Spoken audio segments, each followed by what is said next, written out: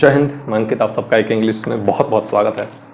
और आज का हमारा क्लास है नाउन। आप पढ़ने सब नाउन आए हो और कितना मजा आता है। हम यहाँ पर अलजेब्रा चालू कर देते हैं, आप नाउन देख के आओ पढ़ने, और यहाँ पर हम क्या करते हैं, बताइए x square plus y square plus z square का होल स्क्वायर बताइए, चलिए बताइए।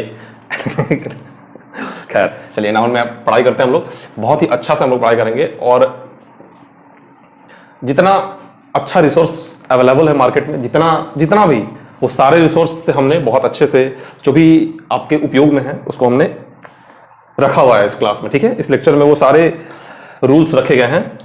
जो 8-8 घंटा का क्लास बहुत सारे टीचर्स लोग यूट्यूब पे या वगैरह वगैरह बहुत बुक्स पढ़ने होंगे, उसको मैंने बहुत कम में और बहुत कम टाइम में पढ़ाने की कोशिश किया है। आशा करता है आपको पसंद आएगा।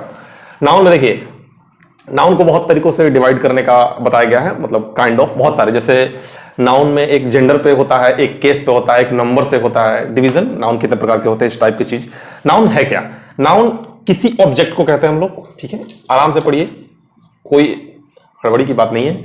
नाउन किसी हम लोग ऑब्जेक्ट को कहते हैं, और उस ऑब्जेक्ट का अगर कोई नाम रख दिया गया है तो वही नाउन है। जैसे मान लीजिए nouns are all about naming words, मतलब किसी चीज का, किसी ऑब्जेक्ट का। जैसे ये क्या है, अगर आपको मांगना होगा, इस चीज को मांगना होगा, आप कैसे मांगेंगे? वो वाला दो, वो ब्लैक करके है ना, जो ऐसे करके लिखते हो, वो वाला दो।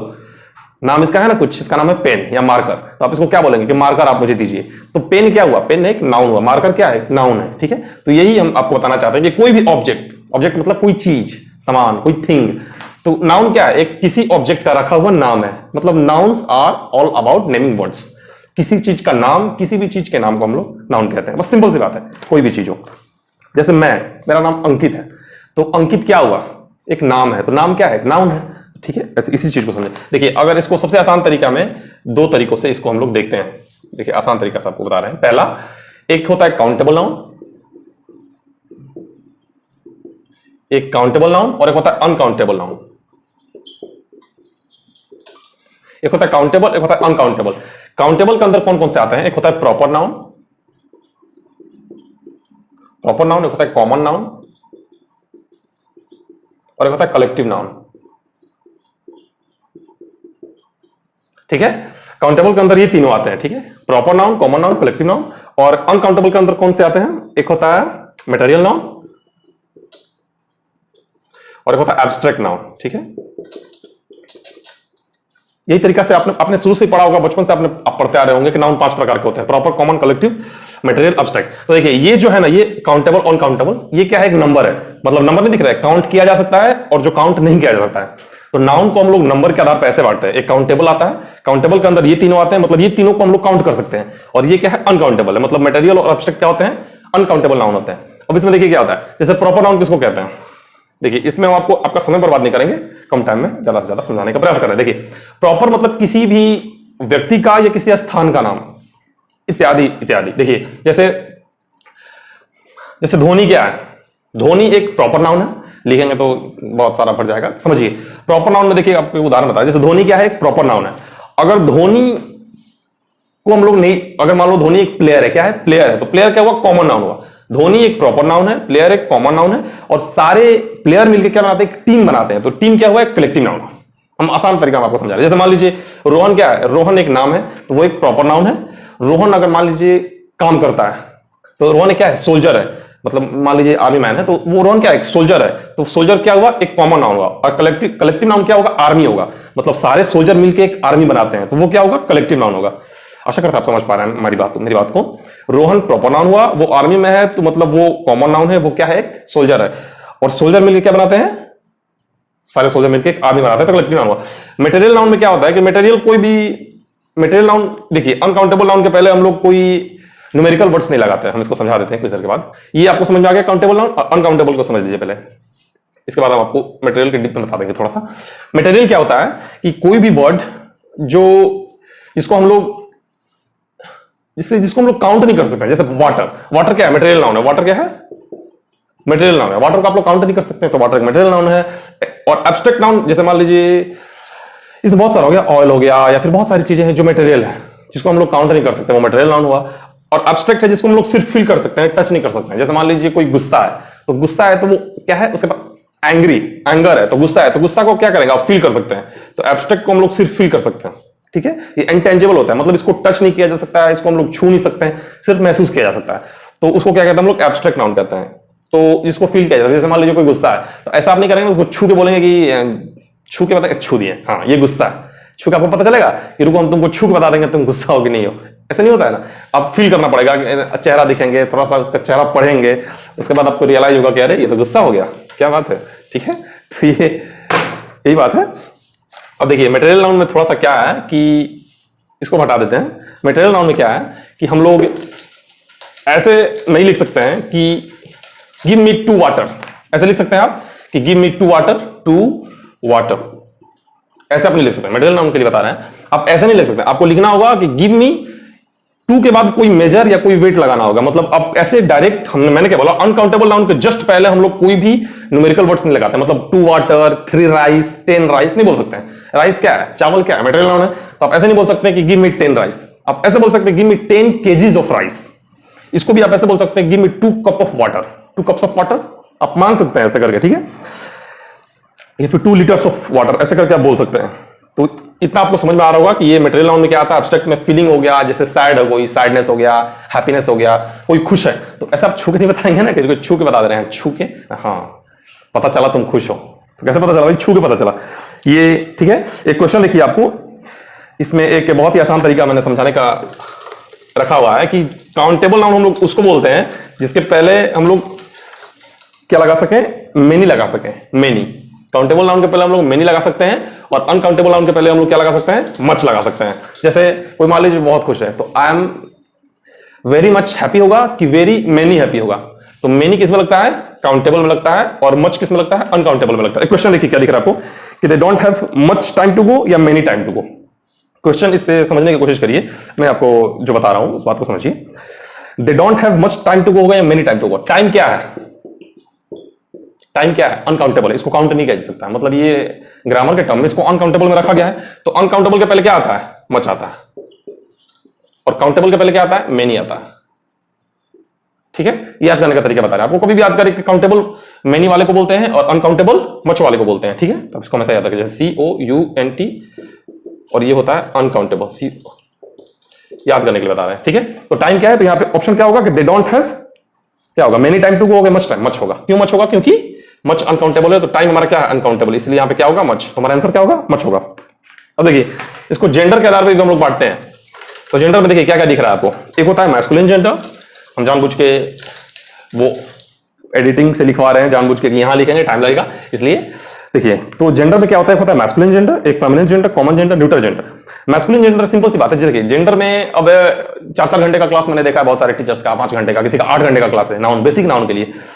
एक भी कोई भी रूल आपका नहीं छूटेगा, आप इसके लिए विश्वास करिए, विश्वास सबसे बड़ा चीज है।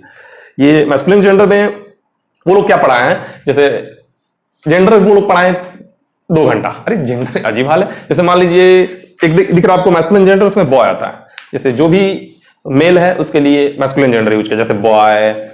अब जो भी चीजें हैं, जैसे मेल हो गया, बॉय हो गया, या घोड़ा हो गया, हॉर्स हो गया, और बहुत सारी चीजें, डॉग हो गया, जो भी मेल फॉर्म में है वो मैस्कुलिन है, जो फेमिनिन है वो फीमेल फॉर्म में है, जैसे गर्ल।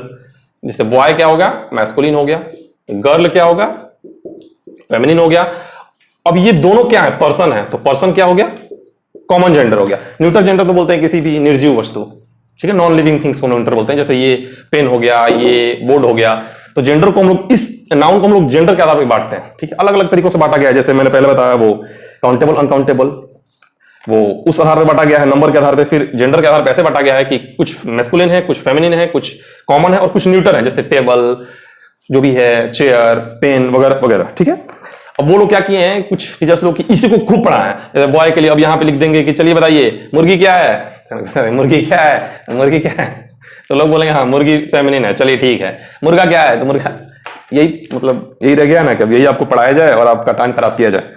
आपको मोटा मोटी समझ में आ गया कि जो लड़का है वो मैस्कुलिन है, जो फीमेल है वो फेमिनिन है, जो दोनों मिला के बनते हैं वो, जैसे पर्सन, पर्सन से पता नहीं चल रहा ना कि क्या है, बॉय की गर्ल है, इसलिए कॉमन हो गया। न्यूट्रल मतलब समझ में आ गया आपको। अब केस के आधार पर कैसे बांटा गया है, केस के आधार पे देखिए, एक केस के आधार पे बांटा जाता है नाउन को, वो देखिए उसमें क्या क्या है।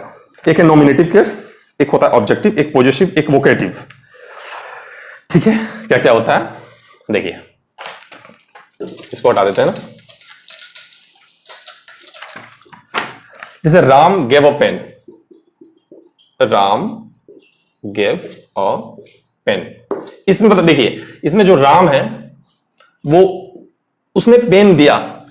हम यहाँ पे राम नाम लिखते हैं क्योंकि भगवान का नाम आता है तो इसको अच्छा माना जाता है, इसी बहाने भगवान का नाम आ जा रहा है, ठीक है। लेकिन बार बार हम संबोधित राम जी को नहीं करते हैं, इसलिए कभी कभी निकल जाता है। तो राम, मान लीजिए कोई एक इंसान है, तो राम गेव अ पेन, तो राम ने एक पेन दिया। इस केस में यहाँ पे ये क्या है, सब्जेक्टिव केस है। जो पहला वाला आपको दिख रहा है नॉमिनेटिव केस, उसको बोला जाता है सब्जेक्टिव केस, मतलब नाउन को किस के आधार पर बांटा गया उसको बता रहे हैं हम, किस के आधार पर। अब दूसरा ऑप्शन लिखिए, ऑप्शन से आपको समझ में आ जाएगा कि he gave Ram a pen, he gave Ram a pen, उसने राम को एक पेन दिया। तो यहां पे जो राम है ना, ये देखिए यहां पे ये राम क्या है, सब्जेक्टिव, सब्जेक्ट बन के आया है, राम सब्जेक्ट है ना हमारा, तो यहां पे सब्जेक्ट है, इसलिए सब्जेक्टिव कैसे, यहां पे सब्जेक्ट ये है, ही है, तो राम यहां पे सब्जेक्ट नहीं है, नाम से नहीं है, लेकिन यहां पे क्या बन गया, ये ऑब्जेक्ट बन गया, ठीक है। तो यहां पे जो राम है वो क्या हो गया, ऑब्जेक्टिव केस हो गया। आप बात को समझ पा रहे हैं, यहां पे राम गेव अ पेन, यहां पे he gave Ram a pen हो गया। इसको हटाते हैं, पॉजिटिव केस समझिए। जैसे पॉजिटिव केस में क्या है कि दिस इज राम्स होम, यहां पे देखिए ये राम सब्जेक्टिव था, दूसरे वाले केस में राम जो था वो ऑब्जेक्टिव केस था, यहां पे पॉजिटिव हो गया। जिस केस में हम लोग एपोस्ट्रोफ वाला एस देखते हैं, मतलब जिससे फीलिंग आए कि वो किसी का, ऐसे फीलिंग आता है तो उसको हम क्या बोलते हैं, पॉजिटिव केस। तो यहां पे दिस इज राम्स पे होम हो गया, तो ये राम क्या हो गया, यहां पे एक पॉजिटिव केस हो गया। और सबसे लास्ट होता है एक वोकेटिव केस। वोकेटिव केस किसको बोलते हैं हम लोग, ये बहुत आसान है, इसमें देखिए ना सब्जेक्टिव है ना ऑब्जेक्टिव है, नाम राम ही है, हम जानबूझ के राम रखे आपको समझ में आने के लिए। पहला मैंने क्या बोला, राम गेव अ पेन, दूसरा में he gave Ram a pen, तीसरा में दिस इज राम्स होम, और या फिर दिस इज राम्स पेन लिख सकते हैं आप अपने कंफर्टेबल के लिए। अब देखिए जो वोकेटिव केस उसमें होता है जैसे कम ऑन राम, जैसे कम ऑन राम, ठीक है कम ऑन राम, ठीक है, ऐसा नहीं होता है कि अरे तुम कर सकते हो राम, ऐसा करके, तो कम ऑन राम, तो ये वोकेटिव केस है। राम जो यहाँ वर्ड है ना सब्जेक्टिव है ना ऑब्जेक्टिव है ना पॉजिटिव है, ये एक वोकेटिव है। तो नाउन को हम लोग केस के आधार पर बांटते हैं हम लोग। तो आपको मोटा मोटी समझ में आ गया होगा कि जब सब्जेक्ट रहता है तो सब्जेक्टिव आता है, जब ऑब्जेक्ट बन जाता है तो ऑब्जेक्टिव आता है केस के हिसाब से। पॉजिटिव समझ गए, वोकेटिव भी समझ गए, ठीक है। तो केस के आधार पर भी आप नाउन को समझिए। आगे देखते हैं, एक होता है कंपाउंड नाउन, इसको हटा देते हैं, कंपाउंड नाउन होता है।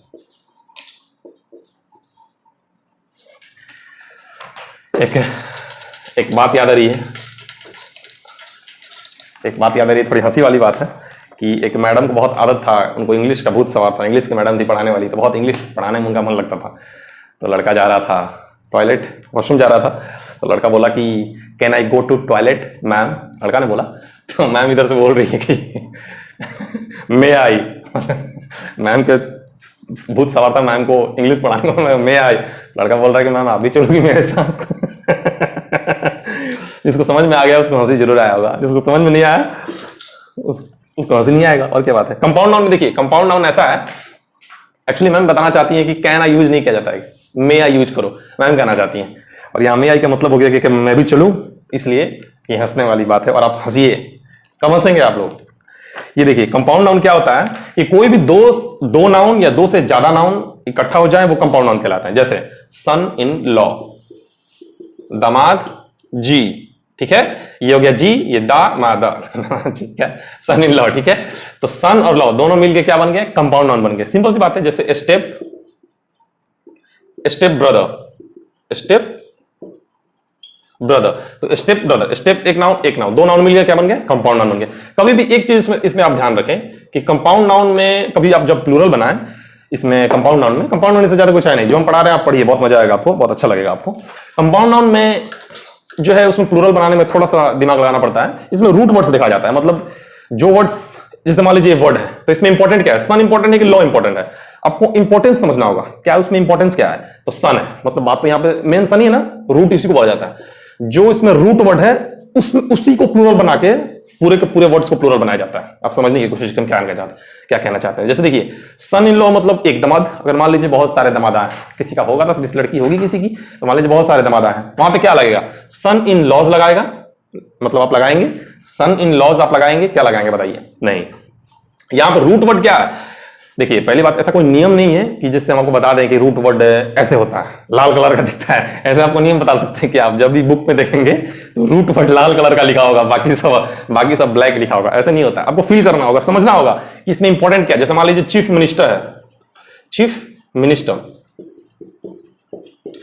इसको जो प्लूरल बनाना होगा, मान लीजिए 10-15 चीफ मिनिस्टर कहीं पे आए हैं, अब क्या बोलेंगे उसको, उस वर्ड को क्या बोलेंगे, कैसे प्लूरल बनाएंगे। जैसे स्टेप ब्रदर है तो देखिए यहां पे सन्स इन लॉ होगा, लॉज में एस नहीं लगेगा, ठीक है, क्यों, क्योंकि रूट वर्ड यहां पे सन है, मतलब समझना होगा कि मेन वर्ड क्या है, तो मेन वर्ड सन है, लॉ दिखाने के लिए बेटा है किसी और का, और मेरी बेटी से उसका शादी हुआ है, मतलब वो मेरा दामाद है, लेकिन ये इंपॉर्टेंट है, ठीक है, ये इंपॉर्टेंट इसलिए सन्स इन लॉ होगा, प्लूरल होगा।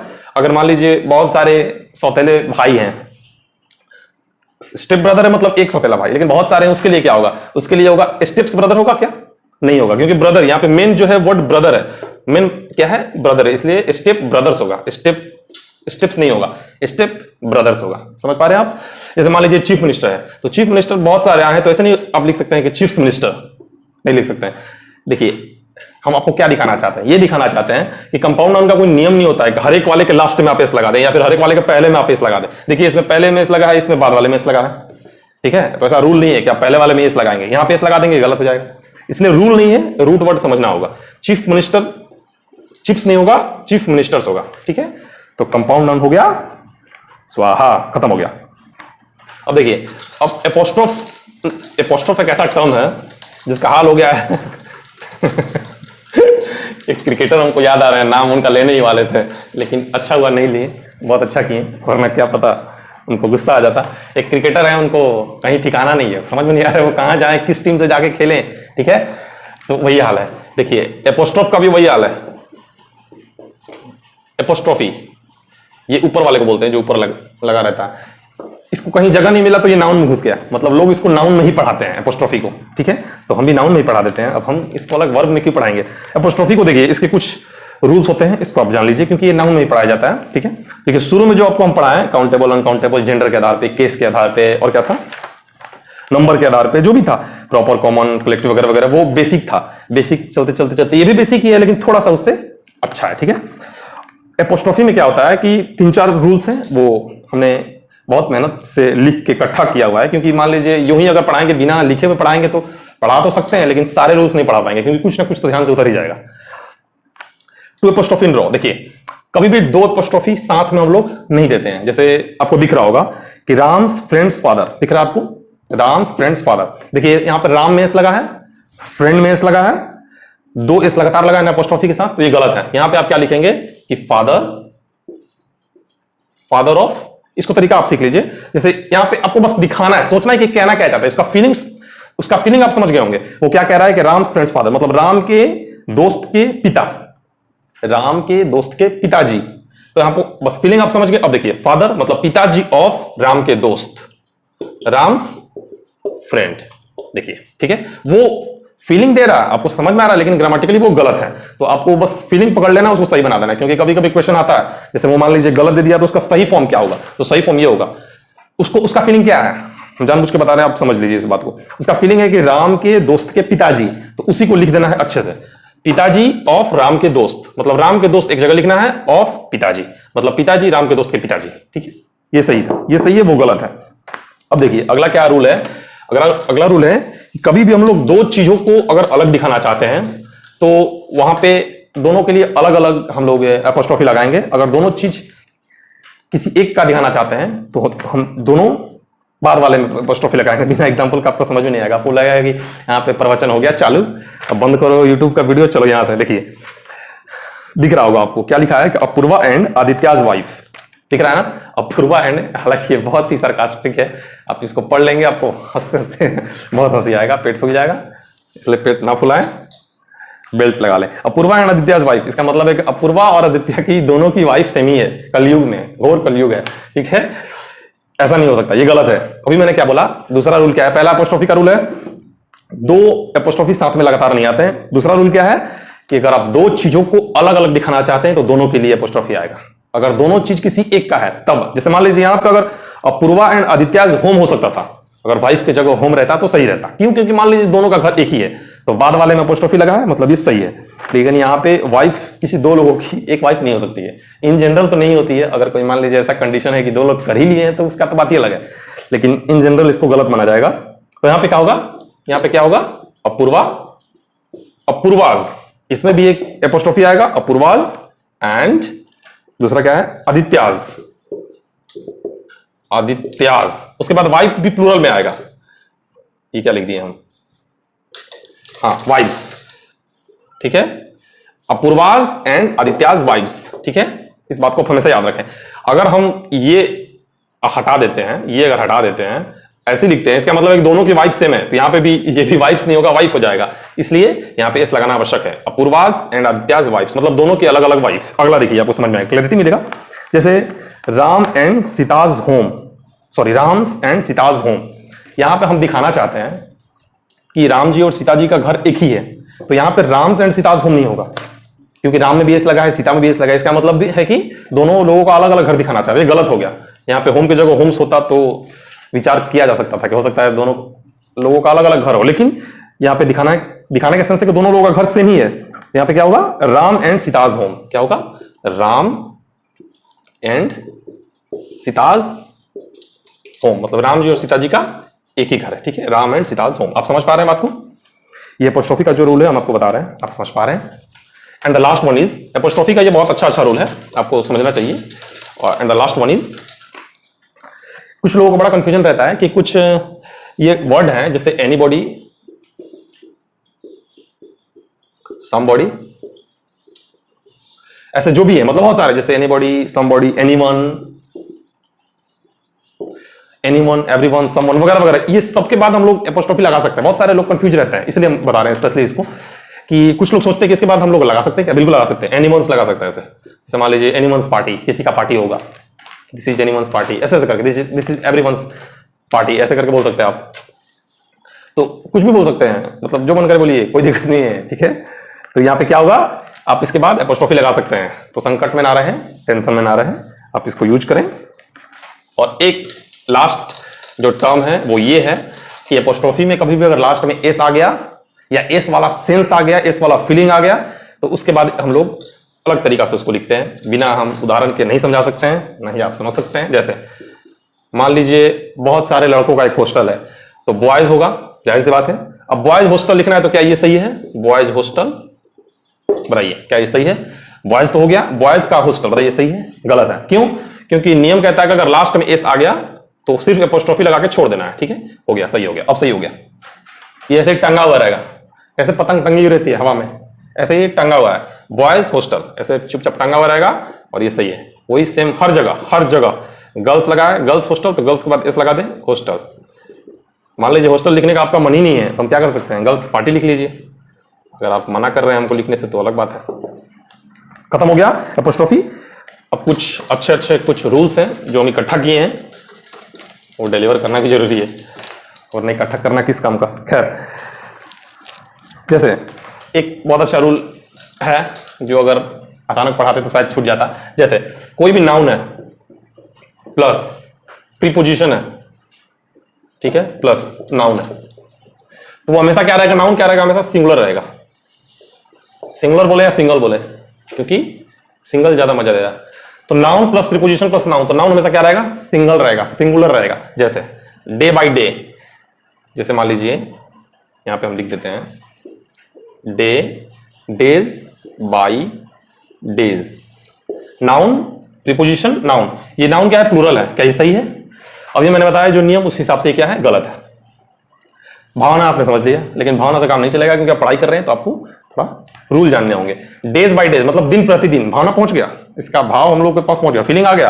ये कहना चाहता है डेज बाय डेज मतलब दिन प्रतिदिन तुम बदमाश होते जा रहे हो, लेकिन यहां पे क्या होगा? डे बाय डे होगा, ठीक है। डे बाय डे, भावना का इज्जत करते हुए ग्रामर का भी पूरा इज्जत करें, बेइज्जती ना करें। ऐसे ही एक है पेजेस आफ्टर पेजेस।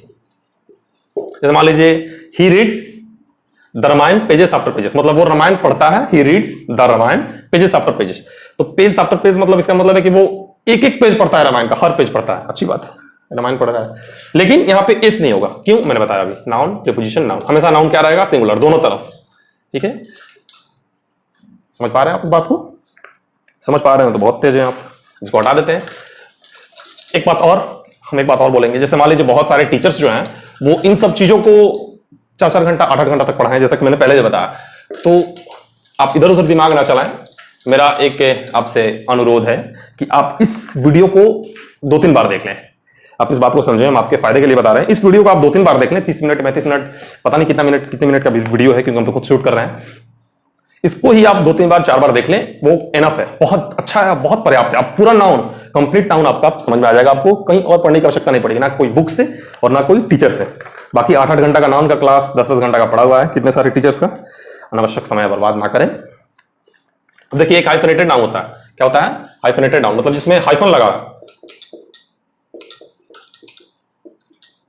हाइफेनेटेड नाउन मतलब जिसमें हाइफन लगा हुआ है, उसको क्या कहते हैं हम लोग? वो हमेशा सिंगुलर फॉर्म में रहता है। जैसे लिखेंगे, ये काला काला थोड़ा सा लग रहा है मुझे, इसलिए अच्छी से अच्छा लिख के दिखा दो भाई। देखिए, लिखा है कि 200 रुपीज नोट्स। बताइए गलती है कि सही है? अब तो पढ़े लिखे हैं, पढ़े लिखे लोग तो इसे बताना चाहिए आपको। बताइए क्या है? 200 रुपीज नोट्स, ये सही है या गलत है? ये गलत है। क्यों? मैंने बोला hyphenated noun will always be singular. Will, ये एल है भाई, ऑलवेज बी।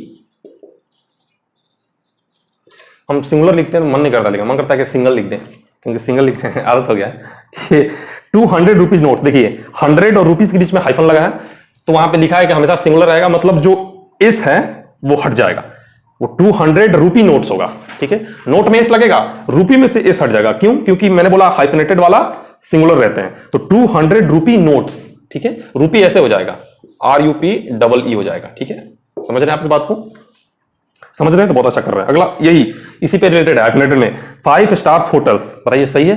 नहीं, गलत है। कभी भी आप हाइफन लगा हुआ देखें, ऐसे हाइफन, जैसे 100 था ना यहाँ पे, 100 तो 100 रुपी, ठीक है, या रुपीज नहीं होगा। ठीक है, इसको हटा दे।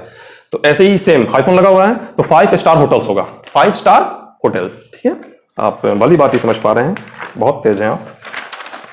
ये नाउन के कुछ अच्छे से रूल्स थे जो बहुत अच्छे से आप लोगों ने पढ़ा, मुझे बहुत अच्छा लगा। और आप अपना सपोर्ट बनाए रखिए, हमारे मेहनत का अप्रिशिएट करिए, बहुत मेहनत की है, सच बात है। और आप अप्रिशिएट करिए, शेयर करिए, इस लेक्चर को शेयर करिए। ये क्या है कि अब हम आपको कुछ वर्ड्स दिखा दे रहे हैं। ये वर्ड्स अगर किसी के लास्ट में आते हैं तो वो क्या हो जाता है? वो नाउन रहता है। ये क्यों बता रहे हैं? ये वो इसलिए बता रहे हैं क्योंकि मान लीजिए कभी कभी ऐसा आता है कि कोई वर्ड्स दे दिया जिसका आपने कभी उस वर्ड्स को पढ़ा ही नहीं है। मान लीजिए कुछ देर के लिए वो वर्ड्स आपने कभी देखा ही नहीं है, तो आपको कैसे पता चलेगा कि वो नाउन है कि वर्ब है कि क्या है? आप समझ रहे हैं इस बात को? जैसे मान लीजिए कोई भी वर्ड, जैसे मान लीजिए रियलिस्ट एक वर्ड है, जैसे रियलिस्ट एक वर्ड है, तो यहां पे आपको कैसे पता चलेगा कि रियलिस्ट नाउन है कि क्या है? एक तरीका हम आपको बता रहे हैं, ये निजात हम किए हैं। इस तरीका को, ये हम निजात नहीं किए हैं, बहुत बड़े बड़े ग्रामरियंस ने निजात किया है, हम आपको बस डिलीवर कर रहे हैं जो अच्छे रिसोर्स हैं वहां से उठा के। देखिए, जो लास्ट में IST लगा है, ये IST अगर किसी भी वर्ड के लास्ट में लगा होगा तो उसको हम लोग नाउन कहते हैं। ठीक, सिंपल सी बात है। मतलब नहीं पता है, ठीक है, अलग बात है, लेकिन IST दिखा मतलब ये नाउन है। ठीक है, ऐसे ही एक वर्ड का लिस्ट आपको हम दे रहे हैं, आप लिस्ट देखिए। ये वर्ड्स जो हैं ये सफिक्स है, मतलब लास्ट में आते हैं ये वर्ड्स, और इनके देखिए एक होता है नेस, मतलब ये लास्ट में आएंगे। ये जब लास्ट में दिखेंगे मतलब समझ जाइए कि वो क्या है? नाउन है। वो वर्ड क्या है? नाउन है। ये सारे वर्ड्स आपको याद करने होंगे। ठीक है, आपको कम से कम बार बार पढ़ते रहिए, 10-20 बार, 30 बार, 40 बार पढ़िए ना, क्या दिक्कत है? बार बार पढ़िए, इसलिए तो बोल रहे हैं इस लेक्चर को आप बार बार देखें, बार बार आप इसका रिवीजन करें, बहुत अच्छा लगेगा आपको। पूरा का पूरा नाउन कंप्लीट हो जाएगा, आपको अनावश्यक कहीं पढ़ने की आवश्यकता नहीं पड़ेगी। जैसे हैप्पीनेस है, फ्रेंडलीनेस है, नेस लग गया तो TION जिसके लास्ट में रहता है उसको भी नाउन कहते हैं। जैसे करप्शन, एडुकेशन, मेंट लग जाता है तो डेवलपमेंट, एक्साइटमेंट लग गया, ENC कॉन्फिडेंस, एग्जिस्टेंस, ऐसे ही ANC लगे, ISM लगे, रियलिज्म, रेसिज्म, शिप लगे, ट्यूड लगे, या ARY लगे, एज लगे, एडवांटेज, पैसेज, ST लगे, TY लगे, CY लगे, जैसे ER एजुकेटर, एंगर वगैरह वगैरह। ये जितनी सारी वर्ड्स लास्ट में लगे आप समझ जाए कि वो क्या है? एक नाउन है। वापस आइए, एक और आपको लिस्ट दे रहे हैं। लिस्ट, जो ये लिस्ट है बहुत जगह जगह से उठा के, बहुत सारे, कुछ छूटे ना, जो इंपॉर्टेंट हो आपके लिए वो हम इकट्ठा करके रखे हैं, वो आपको दे रहे हैं। देखिए, ये ऐसे वर्ड्स हैं जिनको आप इसमें एस नहीं लगा सकते हैं, ये अनकाउंटेबल है, और इनके बाद जो वर्ब आएगा वो सिंगुलर आएगा। पहले आप लिस्ट देख लें, इसके बाद हम समझा देंगे। कि पहले समझा दें? बोलिए, पहले समझा दें? जैसा आप बोलिए, जैसे मान लीजिए ये अनकाउंटेबल है, जैसे मान लीजिए एक इंफॉर्मेशन वर्ड लेते हैं, इंफॉर्मेशन, पहले समझ लीजिए। इंफॉर्मेशन एक वर्ड है, ठीक है। अगर आप चाहें कि आप हमको 2 इंफॉर्मेशन इकट्ठा करके लाइए, ठीक है, 2 इंफॉर्मेशन लाइए, तब अब लेक्चर आगे चलेगा, वरना लेक्चर अब नहीं चलेगा। जाइए, ये लेके आइए। तो इंफॉर्मेशन क्या है, यहां पे देखिए ये टू लगा देंगे आप तो ये गलत हो जाएगा। टू इन्फॉर्मेशन, जैसे मान लीजिए आप लिखने का मन है दो इन्फॉर्मेशन हम लेके आए हैं, तो आई हैव टू इन्फॉर्मेशन आप नहीं बोल सकते हैं। क्यों? क्योंकि इन्फॉर्मेशन क्या है, अनकाउंटेबल वर्ड है, सिंगुलर रहेगा हमेशा ये। इसको आप अनावश्यक प्लूरल ना बनाएं और ऐसे टू ना लगाएं, आप ऐसे लिख सकते हैं इसको। इसके पहले अनकाउंटेबल नाउन के पहले मैंने बता मना किया ना, मैंने नहीं लगा सकते आप 1 2 3 4 कुछ नहीं लगा सकते न्यूमेरिकल वर्ड्स। आप इसको ऐसे लिख सकते हैं कि two pieces of information, two pieces of information. यहां पे एस फिर नहीं लगेगा, एस यहां पे लगाना वर्जित है। क्या है? वर्जित है। ऐसे वर्ड्स का लिस्ट देखिए क्या है, इंफॉर्मेशन, फर्नीचर, ज्वेलरी। यहां पे एस नहीं लगा। जैसे मान लीजिए बहुत सारा फर्नीचर है तो आप ऐसे नहीं लिख सकते हैं, जैसे मान लीजिए अलग अलग दो फर्नीचर है तो two furnitures, two furnitures, s लगाना ही नहीं है उसमें। क्या क्या बोलेंगे आप? बोलेंगे टू काइंड्स ऑफ फर्नीचर। आप समझ पा रहे हैं? ऐसे ही आगे और बहुत सारे वर्ड्स हैं। क्या है? ज्वेलरी है, लगेज है, लगेज में भी एस नहीं लगाएंगे, लगेजेस नहीं बोलेंगे आप कभी भी नहीं, कभी नहीं मतलब कभी नहीं। बैगेजेस नहीं बोलेंगे, नॉलेज में इसमें लगाएंगे, मशीनरी में, सिनरी में, न्यूज में। दिस न्यूज इज इंटरेस्टिंग बोल सकते हैं आप। जैसे मान लीजिए ऐसे बोल सकते हैं, लिस्ट अभी आप देख ही रहे हैं, पहले आप लिस्ट देख लीजिए। न्यूज है, मैथ्स है, फिजिक्स है, ठीक है। अब लिस्ट हम हटा देते हैं। लिस्ट, हर लिस्ट का आप स्क्रीनशॉट ले लें, जो जो भी लिस्ट पीछे भी जो लिस्ट आया उसका भी स्क्रीनशॉट ले लें, इसका भी ले लें, इसके बाद भी एक दो लिस्ट आएंगे, स्क्रीनशॉट ले लें, याद करने में अच्छा रहेगा। जैसे this news, this news is होगा कि दिस न्यूज आर होगा? बताइए, दिस न्यूज आर इंटरेस्टिंग कि इज इंटरेस्टिंग? न्यूज देखने में ये एस लग रहा है कि प्लूरल है, नहीं सिंगुलर है। क्या है? आर नहीं होगा। दिस न्यूज इज इंटरेस्टिंग, ठीक, भली बात आप समझ पा रहे हैं। ऐसे ही मैथ्स है, maths is an interesting subject. जैसे मैथ्स से मान लीजिए मैथ्स, मैथ्स आर होगा कि इज होगा?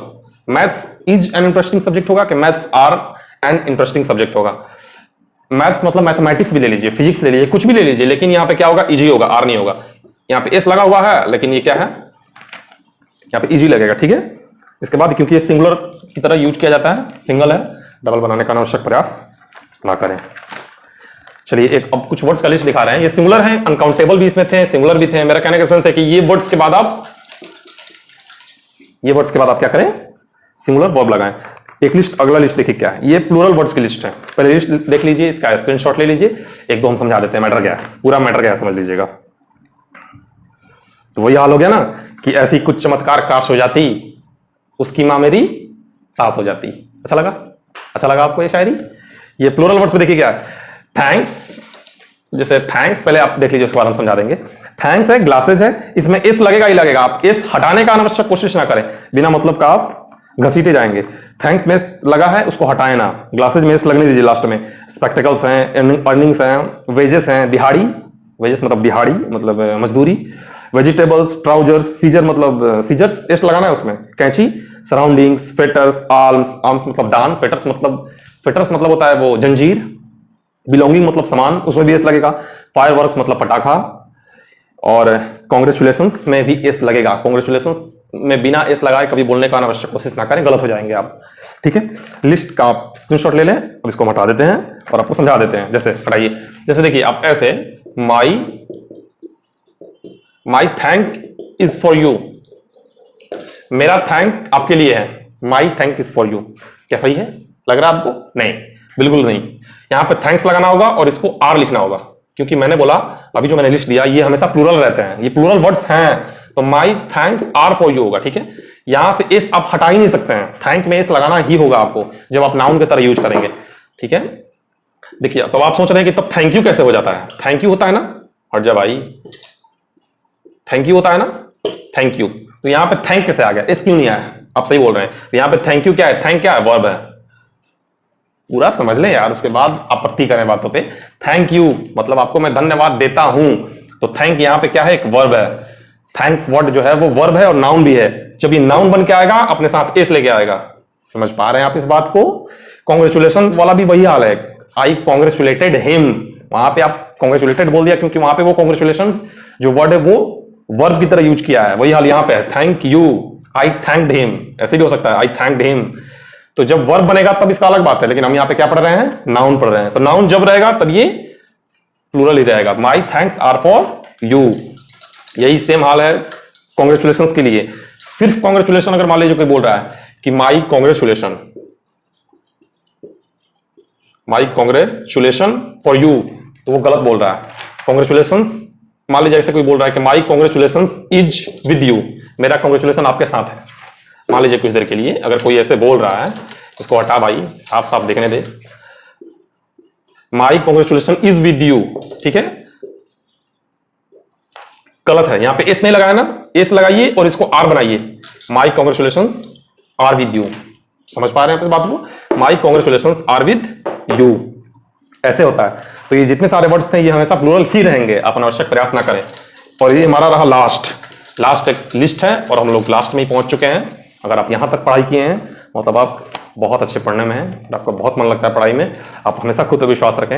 आप 35-40 मिनट तक का वीडियो होगा ये, आप यहां तक पहुंच चुके हैं पढ़ाई करते करते। इसका मतलब है कि आपको पढ़ने का बहुत मन है, बहुत शौक है और बहुत खुशी हुई यहां तक आप पहुंचे तो आपको देख के। I am very happy for you, क्योंकि बहुत सारे लोग बीच में से ही चले गए होंगे, मुझे पता है। वो देखेंगे बीच में बहुत लंबा वीडियो, हटो। खैर, लास्ट लिस्ट क्या है?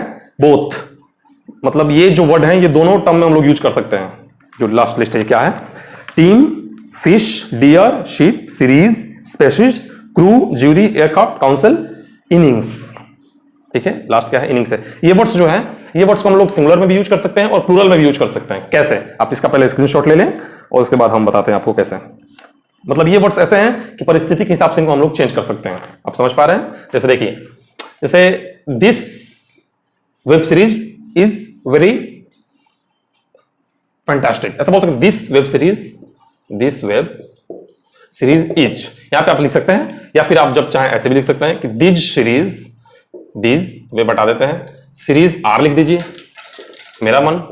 मतलब ये ऐसे वर्ड हैं कि जब आप चाहें इसको प्लूरल जैसा यूज कर सकते हैं और सिंगुलर जैसा भी। देखिए सीरीज वैसा का वैसा ही है, एस लगा हुआ है। अभी कुछ देर पहले ये सिंगुलर जैसा यूज किए, अब देखिए these series are very interesting या वेरी फैंटास्टिक, बस सही है, दोनों सही है। तो ये जितने सारे वर्ड्स हैं ये परिस्थिति के हिसाब से चलते हैं। बहुत ही समझदार हैं ये लोग, ठीक है। तो ये कभी सिंगुलर हो जाते हैं, कभी प्लूरल हो जाते हैं, आपके हिसाब से चलते हैं। और एक लास्ट जाने से पहले एक वर्ड आपको दे देते हैं कि वेयर अबाउट जो है, खत्म हो गया लेक्चर। बहुत अच्छा लगा आपसे मुलाकात करके।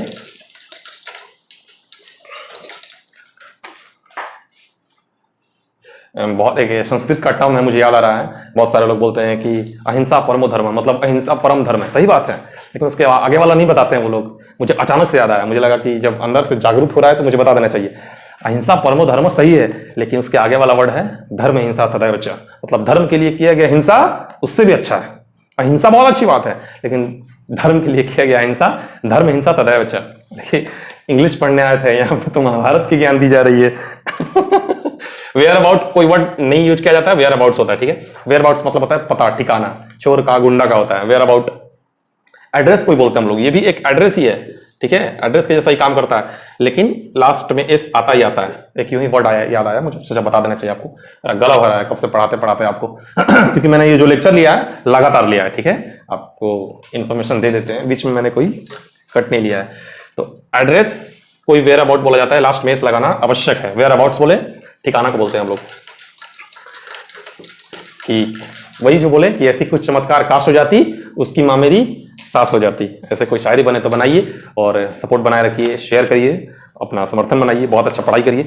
हो सके तो इस वीडियो को 2-4 दिन बाद लगातार नहीं देखते हैं, वरना मन उब जाएगा आपका। फिर मेरे से भी आप दूर भाग जाएंगे और यूट्यूब से भी दूर भाग जाएंगे। फिर गाना वाला लिस्ट स्टार्ट करेंगे, सर्च करेंगे फलाना सॉन्ग। इसलिए आज पढ़ें, उसके बाद 2-4 दिन बाद फिर एक बार ना उनका ये लेक्चर वाला ले लें। और अपना ख्याल रखें, खुश रहें और कमेंट करें आपको कैसा लगा लेक्चर। क्या आपको कोई प्रॉब्लम आया वो भी कमेंट करें। बस ख्याल रखिए, खुश रहिए। जल्द मिलते हैं आपसे अपने अगले लेक्चर में।